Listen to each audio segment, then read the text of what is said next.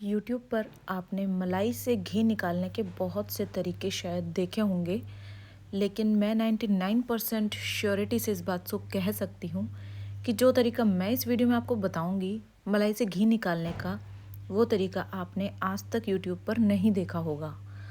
और ये जो तरीका है, आप अगर एक बार समझ लेंगे या देख लेंगे तो आप इतना बढ़िया तरीका सीख जाएंगे घी को निकालने का, जिसमें आपको ना तो गैस फूकने की ज़रूरत रहेगी और ना घी को इतनी देर तक गैस पर खदकाने की या जलाने की आपको ज़रूरत रहेगी। और घी भी आपका इतना प्योर वाइट, शुद्ध, हेल्दी और बहुत सारे गुणों से भरपूर वो रहेगा। साथ ही मैं छोटे छोटे जो टिप्स हैं आगे घी निकालने की मलाई से, सभी मैं आप लोगों के साथ शेयर करूंगी। तो वीडियो में एंड तक बने रहिएगा और बहुत ही बढ़िया आप ये वीडियो देखने वाले हैं, मेरा यकीन मानिए। तो चलिए अब शुरू कर देते हैं फटाफट से। तो hello friends, welcome back to my channel enjoy cooking with Swati. तो आज मैं दिखा रही हूँ आपको मलाई से घी निकालने का जेन्यून और हेल्दीएस्ट तरीका।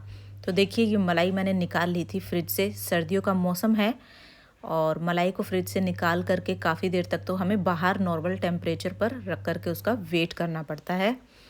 तो मैंने सुबह ही निकाल दिया था तो इसमें ऐसी कोई झंझट वाली बात नहीं है। जिस दिन आपको मलाई चलानी हो उस दिन आप सुबह ही फ्रिज से निकाल करके रख दीजिए सर्दियों के दिनों में। और 4 घंटे के करीब इसे बाहर रख के हो गए थे। तो देखिए, मैं इसे लगातार चलाए जा रही हूँ चम्मच से, मैं कुछ नहीं कर रही हूँ। देखिए, चलाते चलाते धीरे धीरे अपने आप ही थिक होने लगेगी और हाथ थोड़ा सा टाइट चलने लगेगा। बहुत ही जल्दी निकल जाएगा मक्खन तो इसमें से, बिना किसी झंझट के, बिना किसी प्रॉब्लम के। बस आप इसे इसी तरह से चलाएंगे और ये देखिए, धीरे धीरे देखिए ये कितनी थिक हो गई है। यानी थिक होने का मतलब ये है कि अब हमें इसमें पानी डालने की ज़रूरत है। तो जब इसका टेम्परेचर अब नॉर्मल है तो अब आप इसमें पानी जो है नॉर्मल टेम्परेचर का ही डाल सकते हैं। और अगर ये थोड़ी सी ठंडी होती तो यहाँ पर हमें पानी को हल्का सा गुनगुना करके डालना पड़ता है। तो अभी मैं इसमें नॉर्मल पानी ही ऐड कर दूँगी, लगभग 1 से 1.5 गिलास। तो अब इसमें पानी ऐड कर देंगे और उसके बाद फिर इसे चलाएंगे। अभी मेरे से जब तक चल पा रही है मैं चला रही हूँ। ये देखिए, और भी थिक कंसिस्टेंसी की ये होती जा रही है। अब इसमें चम्मच जो है बिल्कुल भी नहीं चल पाएगी मेरे से। तो अब यहाँ पर हम इसमें पानी को ऐड कर देंगे। और फ्रेंड्स, अगर आप मेरे चैनल पर नए हैं तो मेरे चैनल को सब्सक्राइब ज़रूर कर दीजिए, क्योंकि मैं आपके लिए बहुत ही यूज़फुल और काम की वीडियोज़ लेकर के आती रहूँगी और बहुत ही अच्छी अच्छी रेसिपीज़ भी मैं आप लोगों के लिए लेकर आती रहूँगी। तो देखिए, ये जो है गाढ़ा हो गया है।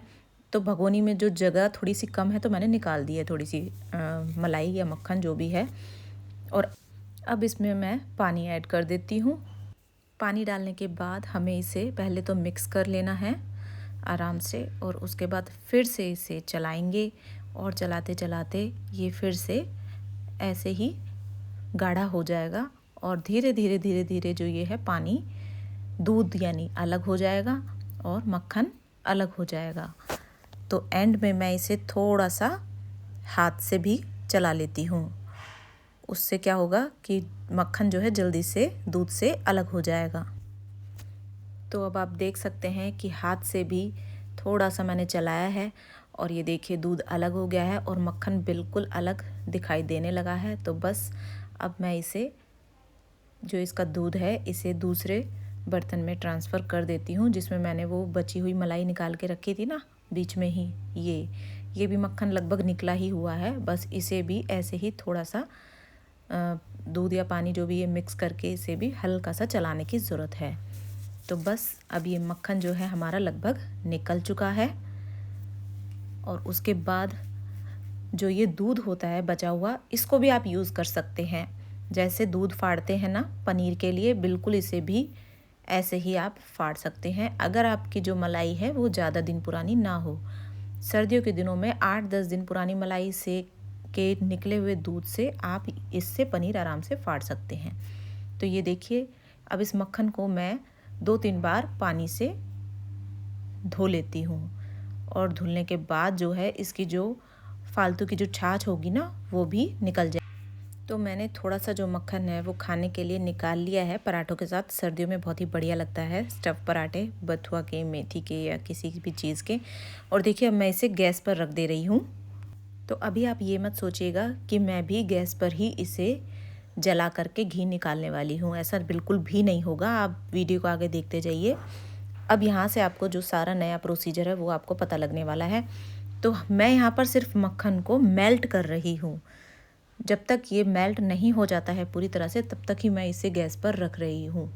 जैसे ही ये मेल्ट हो जाएगा, मैं गैस को फ्लेम को ऑफ कर दूँगी।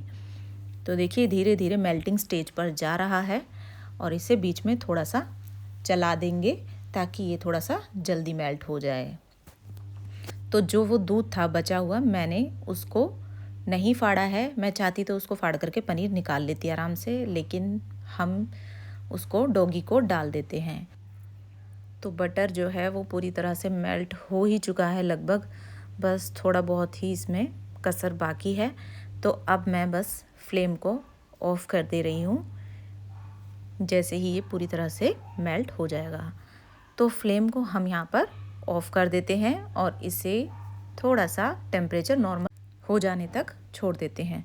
तो देखिए टेम्परेचर थोड़ा सा नॉर्मल ही हो चुका है और ये इस तरह से अभी दिखाई दे रहा है। और ये जो ऊपर जो है झाग से, ये भी अभी इसी में ही है। और ये नीचे इसमें छाछ है और अभी इसमें पानी भी है, यानी अभी इसमें सारी इम्प्योरिटीज़ हैं जो कि हमें निकालनी है, वो भी बिना गैस पर जलाए। तो अभी हम क्या करेंगे, इसमें डाल देते हैं थोड़ा सा पानी। मैंने यहाँ पर 1 गिलास के करीब आराम से पानी इसमें ऐड कर दिया है और तुरंत ही मैंने इसे फ्रीज़र में रख दिया था जमने के लिए। तो जमाना हमें उसी स्टेज तक है कि घी तो जम जाए और जो नीचे जो पानी रहेगा वो नीचे रह जाए। तो ये देखिए पानी जो है वो नीचे रह गया है और घी जम करके ऊपर आ गया है। तो यहाँ तक आपको कोई प्रॉब्लम नहीं आने वाली है, बहुत ही इजी स्टेप्स हैं ये। अब इससे फ़ायदा क्या हुआ, हमें जो छाछ थी वो सारी नीचे रह गई है ऑलमोस्ट, अभी 100% नहीं निकली है, अभी प्रोसेस थोड़ा सा बाकी है। तो ये देखिए ये जो थोड़ा बहुत घी जो रह गया है वो ऊपर से इस तरह से हम निकाल लेंगे। हाथ बिल्कुल साफ़ होने चाहिए धुले हुए, तो आप इस तरह से कर सकते हैं। ये देखिए ये इसमें छाछ भी है नीचे और जो बचा हुआ जो भी वो था इम्प्योरिटी वो भी है, और जो हमने पानी डाला था उससे ये सब नीचे जम गई हैं। तो अब इसको हमें क्या करना है, नेक्स्ट स्टेप, हम इसे फिर से मेल्ट करेंगे एक बार और गैस पर रख के। यानी हमें स्टेप 1 को ही रिपीट करना है बिल्कुल उसी तरह से। देखिए हो गया मेल्ट पूरी तरह से, फ्लेम मैंने ऑफ़ कर दी है। और अब यहाँ पर आप इसको देखेंगे, इसके टेक्सचर को देख के समझेंगे तो देखिए इसमें अभी पानी भी लग रहा है और नीचे छाछ भी अभी बाकी है, यानी इम्प्योरिटी जो है वो अभी और निकालने की ज़रूरत है। फिर से इसे ठंडा होने दें और ये जो ऊपर झाग दिखाई दे रहे हैं उसे हम बिल्कुल हल्की हल्की ऊपर से चम्मच से निकाल लेंगे, बिल्कुल ऊपर ऊपर चम्मच को चलाते हुए। और इन सब को निकालने के बाद अब आप देखेंगे फिर से एक बार चम्मच को चला करके कि ये घी को हम अभी उतार सकते हैं या नहीं। तो देखिए इसमें अभी भी छाछ दिख रही है और पानी भी अभी लग रहा है घी में मौजूद है।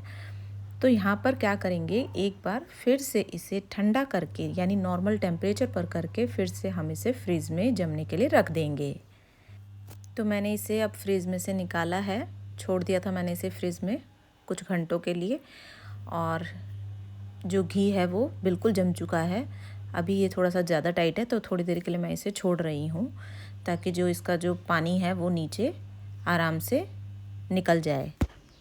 तो आप बिल्कुल क्लियरली देख सकते हैं कि अभी इसमें पानी बाकी है और वो नीचे रह रहा है। ऐसे इस तरह से आप लेकर के घी को निकाल लीजिए बिल्कुल आराम से। तो इस तरह से करने से घी जो है वो हमारा अलग हो जाएगा और छाछ और पानी नीचे नीचे अलग रह जाएगा। अब देखिए जो कढ़ाई में जो ये रह गया है ना नीचे नीचे, वो ये है छाछ और थोड़ा बहुत जो पानी रह गया था वो। घी तो आपको अलग से ही दिख जाएगा, उसे आप निकाल लीजिएगा, डली में बन जाता है वो, कोई प्रॉब्लम नहीं आती है इन सब प्रोसीजर में। देखिए अब ये घी हम फिर से एक बार तीसरी बार मेल्ट कर लेंगे। तो अब इसमें से आप आसानी से, अब ये ऑलमोस्ट घी बन चुका है। देखिए इसका कलर देखिए, इसका टेक्सचर देखिए आप। ऐसा जो टेक्सचर है और ऐसा कलर है ना घी का, आपका आ ही नहीं सकता उस तरीके से, जिस तरीके से आप निकालते हैं ना घी को गैस पे जला जला के, उसका पानी और छाछ को, बिल्कुल नहीं आ सकता वो। और अगर आप एक बार ये तरीका सीख गए घी को निकालने का, और इस तरीके से आपने एक बार अगर घी को निकाल लिए ना, तो जो घी की खुशबू आएगी खाने में बहुत ही लाजवाब और बहुत ही बेहतरीन होगी। और जो इसका टेक्सचर है ना, वो थिक भी नहीं है, बिल्कुल थिन टेक्सचर है घी का, जैसा होना चाहिए। तो फ्लेम को मैंने बंद कर दिया था और ये नॉर्मल टेम्परेचर हो चुका है। उसके बाद देखिए, एक चम्मच ले लीजिए और एक खाली बर्तन ले लीजिए जिसमें आपको घी को स्टोर करके रखना है। और चम्मच से ऊपर का जो पार्ट है उसे हटाते रहिए। और ये जो घी है, ये है आपका शुद्ध प्योर हेल्दी देसी घी। इसे आप डब्बे में निकाल लीजिए। तो फ्रेंड्स, ये स्टेप आपको बहुत ही केयरफुली करना है। देखिए, आप बिल्कुल इसी तरह से घी को ऊपर ऊपर से नितारते जाइए। जो साफ़ घी है उसे आप डब्बे में डालते रहिए। ऊपर से इसे चम्मच से रोक लीजिए। और ये नीचे देख रहे हैं ना आप, वाइट वाइट, ये इम्प्योरिटी जब आनी शुरू हो जाए ना, तो आप बिल्कुल रोक लीजिए, डब्बे में बिल्कुल नहीं जाने दीजिए घी को। और अब देखिए, मैं इसे ऊपर थोड़ा बहुत चम्मच से, जितना मेरे से हो पाएगा, मैं उसे उतार लूँगी। तो बस अब ये हमारा स्टेप कंप्लीट हो चुका है और घी हमारा सारा निकल चुका है। ये इसमें थोड़ा बहुत ही घी बाकी है। इसे आप या तो एक छोटे से कटोरी में निकाल करके ना फ्रिज में रख दीजिए थोड़ी देर के लिए। घी ऊपर आ जाएगा और जो छाछ है वो नीचे बैठ जाएगी। और उस घी को फिर आप नॉर्मल रोटी बनाने में ले लीजिए। घी रोटी पे लगाने के लिए रख लीजिए अलग ही, या फिर इस तरह से बिल्कुल लो फ्लेम पर करके और इस तपा लीजिए जब तक कि जो पानी है वो बिल्कुल जल ना जाए। तो बस लगभग 2-3 मिनट के लिए ही हमें इसे रखना है गैस पर, बिल्कुल लो फ्लेम पर, क्योंकि ये बर्तन बड़ा है और घी बिल्कुल थोड़ा सा ही है। ये देखिए, वाइट झाग बिल्कुल ख़त्म हो गए हैं और ये ट्रांसपेरेंट बबल्स आने लगे हैं। गैस को ऑफ़ कर दीजिए और थोड़ा सा ठंडा होने के बाद इसे एक कटोरी ले लीजिए और एक छलनी लेकर के झट से छान दीजिए। तो ये जो लास्ट स्टेप है वो भी कंप्लीट हुआ घी को निकालने का। तो ये जो घी है, आप इसको रोटी में किसी भी उसमें यूज़ कर सकते हैं, ये घी भी आपका सही है। तो बस ये था जेन्युइन तरीका घी निकालने का। और अगर आपको वीडियो पसंद आया हो तो लाइक कीजिए, शेयर कीजिए। और तरीका थोड़ा सा ट्रिकी है लेकिन बहुत ही लाजवाब है। तो थैंक्स फॉर वॉचिंग।